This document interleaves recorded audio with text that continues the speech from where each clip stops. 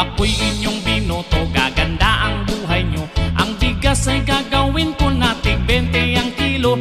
Ang lahat ng kalsada ipasisimento ko, kahit hindi nasira ay ipapaayos ko. Ang lahat ng chismosa bibigyan ng trabaho, mag-ipon lang ng chismis at sasahod na kayo.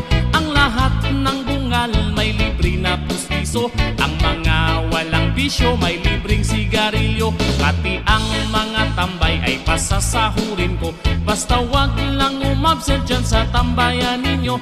At itong mga gago at mga siraulo, gagawin ko na taga pamahala ng gulo. Pag ako ang nanalo, ayos na, wag na. Pag ako ang nanalo, ayos na, wag na. Pag ako ang nanalo, ang asenso sigurado. Pag ako ang nanalo, ayos na. Huwag kayong maniwala sa kalaban kong ito. Pag ito ang nanalo, nanakawan niya kayo. Pero kung papalarin na ako'y iboto nyo, itong ating lugar gagawin kong mas bibo.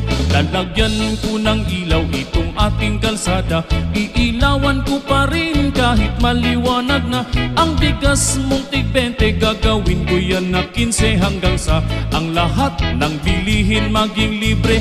Ang mga senior citizen lahat mabibigyan, bibigyan ng 80,000 kada isang buwan.